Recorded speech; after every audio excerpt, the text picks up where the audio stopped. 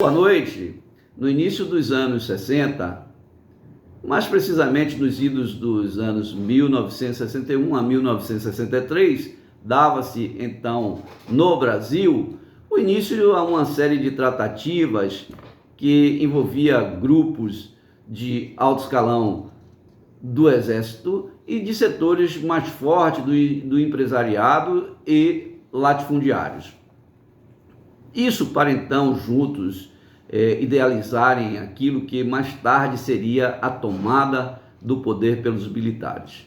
Tudo isso ocorria sob a ótica de que haviam medidas que estavam sendo tomadas pelo então presidente João Goulart, o popular Jango, que denotava um forte comprometimento entre o governo Jango Goulart e o Partido Comunista Chinês.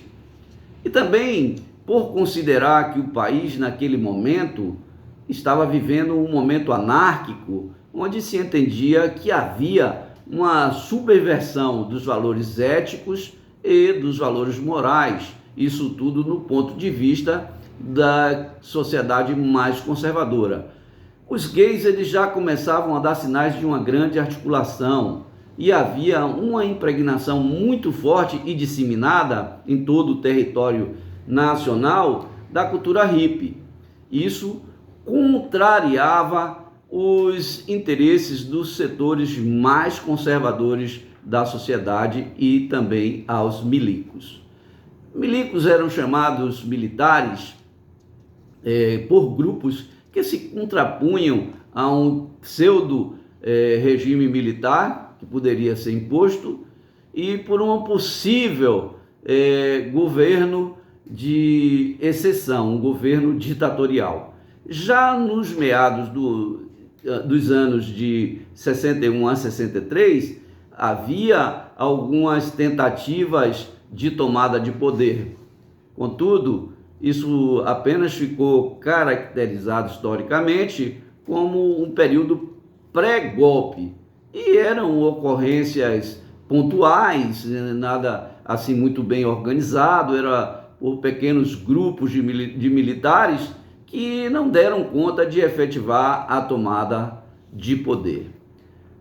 Quando então, em 31 de março de 1964, finalmente o regime militar foi instaurado com a eleição então do general de 5 estrelas, o general cearense Humberto de Alencar Castelo Branco.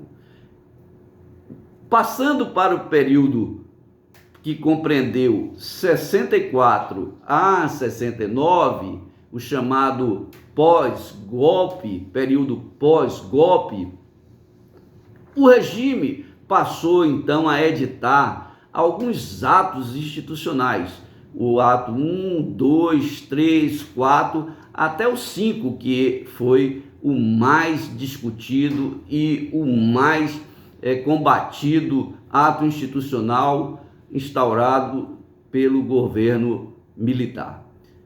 Isso para dar sustentação, para dar respaldo à retirada de garantias constitucionais. Era necessário a edição desses atos institucionais para dar garantia à retirada, à supressão de direitos constitucionais, limitando de forma drástica a ação jurisdicional.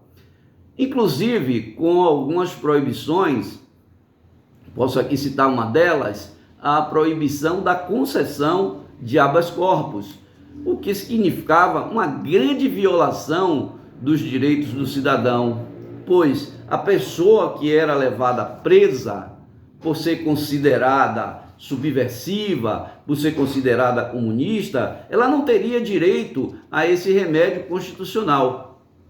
Passou o governo militar a ter uma interferência muito grande nos governos estaduais e nos governos municipais.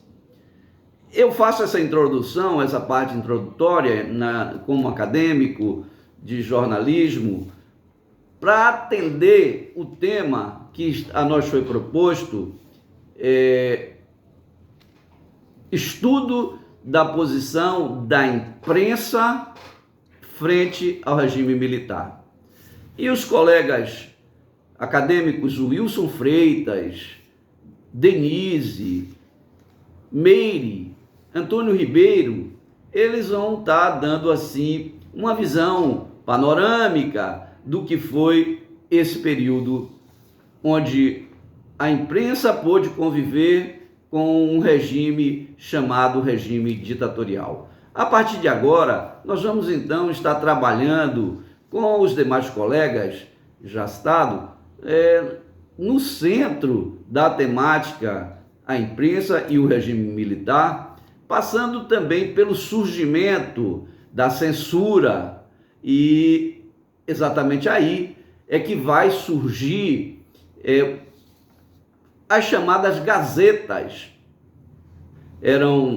que traziam um conteúdo de humor, eram edições jornalísticas que traziam um conteúdo de humor, de sátiras, e a mais famosa delas, chamada Pasquim, conseguiu arregimentar nomes como Enfio, como Milor Fernandes, Ziraldo, Sérgio Porto, o cognominado Stanilau Ponte Preta.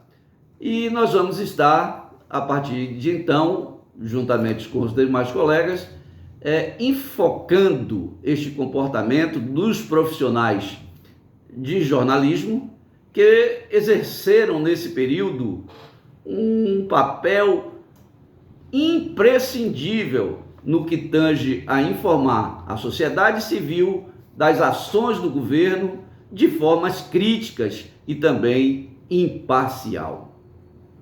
Vamos estar agora, então, passando para os nossos colegas, para que eles possam estar dando seguimento a esse trabalho.